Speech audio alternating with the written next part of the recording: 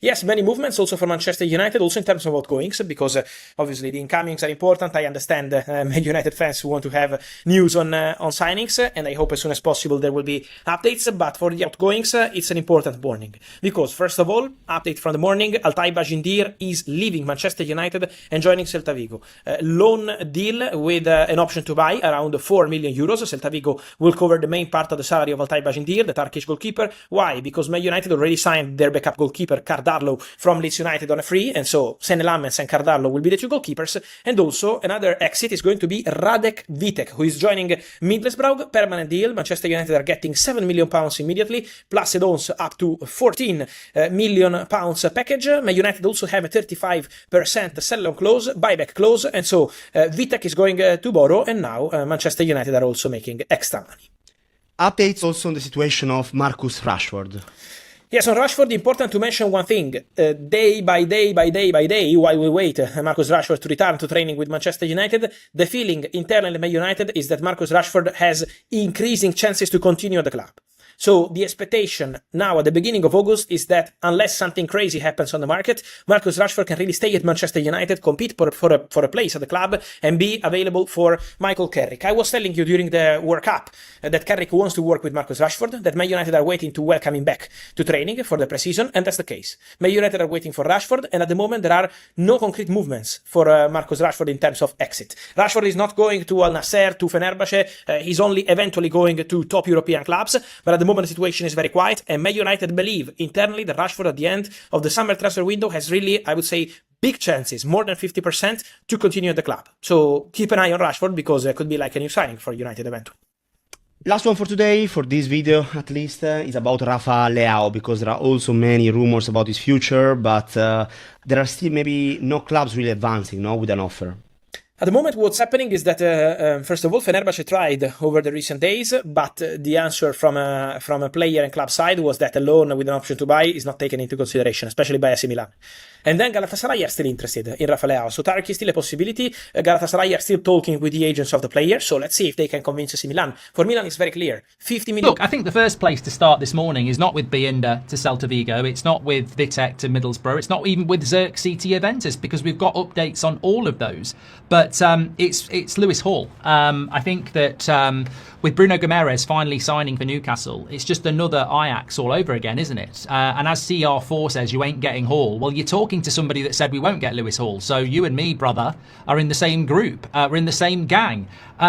Lewis Hall to Manchester United is a story that keeps regurgitating. And I mean, Bruno Guimaraes has gone to Arsenal for £75 million today. And there was a very interesting piece from Keith Downey, who works for Sky Sports, saying Newcastle didn't want to sell Bruno Guimaraes and were desperate to keep him, and they would have refused any offer from Arsenal or any other club if Bruno had said he wanted to stay. So you could say, well, if Lewis Hall wants to go, they'll sell.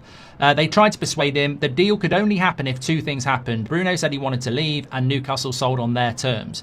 Newcastle insisted 75 million is their valuation or no deal. They would only deal at a fee which would become one of the highest ever paid in the world for a 28-year-old. In addition, a deal would only be sanctioned if the situation was handled properly, e.g. Bruno Guimaraes attending the training camp. Newcastle feel Bruno has complied with their demands immaculately, and they did not want a repeat of the exact situation. So basically, the Bruno Guimaraes deal gives a huge hint as to what Manchester United would need to do to sign Lewis Hall. And I think you make your own minds up. You tell me, is Lewis Hall realistically going to be signing for Manchester United? When we look at that Bruno Guimaraes deal, they would only sell for a record fee for a 28-year-old, £75 million.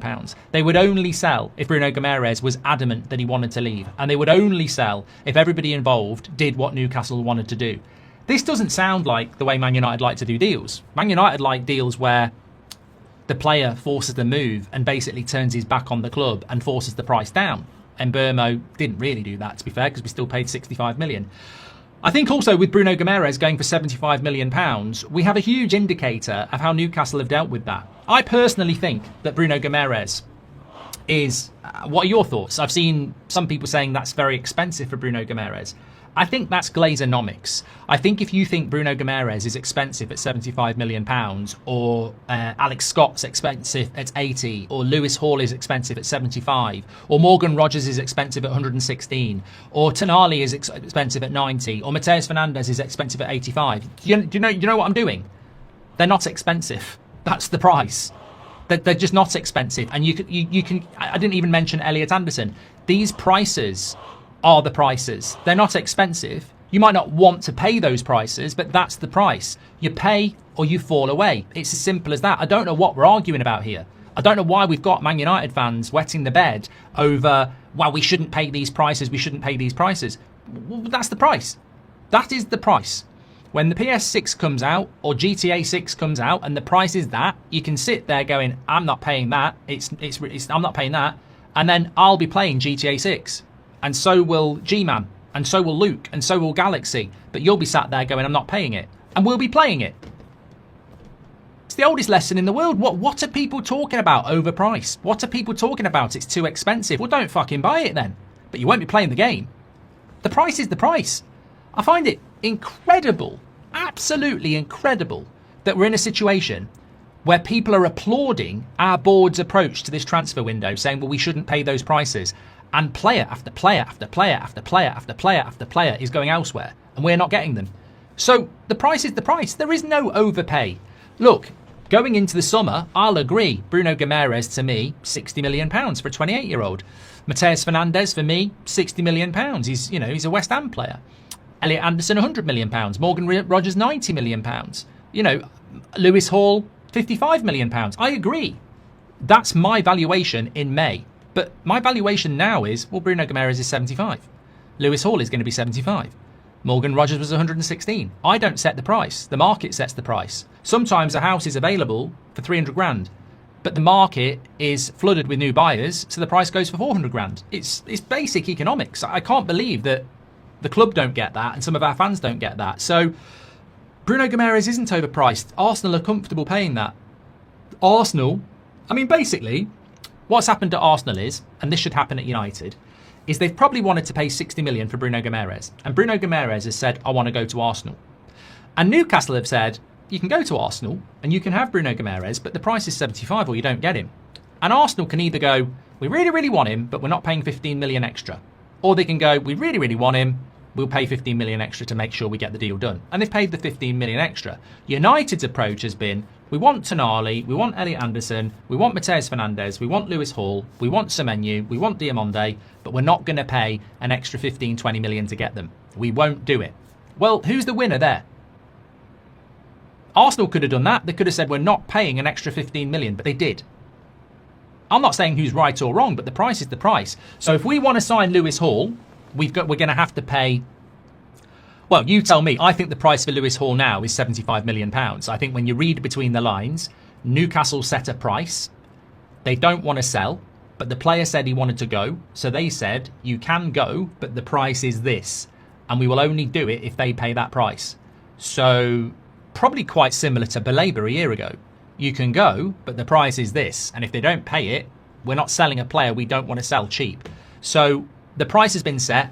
It reminds me massively of Ajax and Antony, where we waited till the end of the window. Ajax had sold loads of players and basically said, we don't want to sell, but if we do, we want. Manchester United's transfer window just got even more interesting, and one name refuses to disappear from the headlines: Lewis Hall.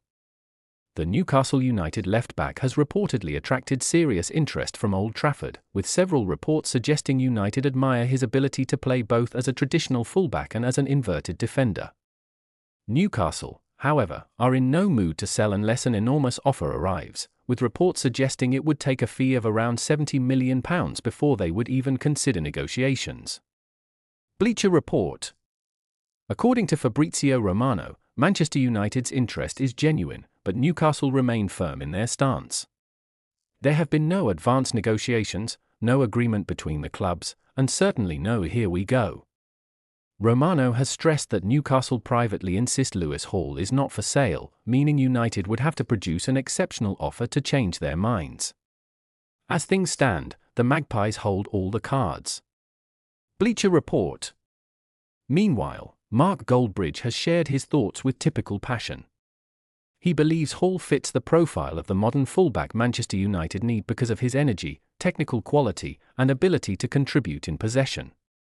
At the same time, he has questioned whether spending such a huge amount on one defender would be the smartest use of United's budget, especially when other areas of the squad still need strengthening.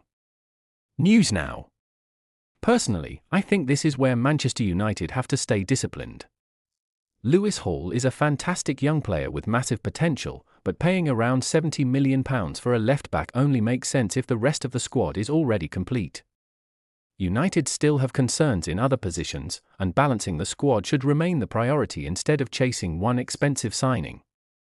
From Newcastle's perspective, their stance is completely understandable.